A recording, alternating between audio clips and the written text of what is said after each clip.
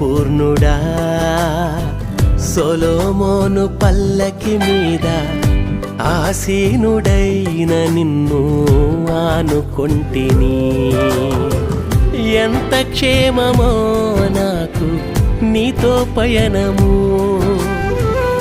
ఎంత ధన్యమో తండ్రి నాకీ భాగ్యము. ఎంత క్షేమమో నాకు నీతో పయనము, ఎంత ధన్యమో తండ్రి నాకీ భాగ్యము.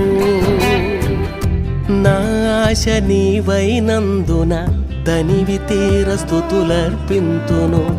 నా శ్వాస నీవైనందున అతిశయించి ఆరాధింతును. నా ఆశ నీవైనందున తనివి తీర స్తుతులర్పింతును. నా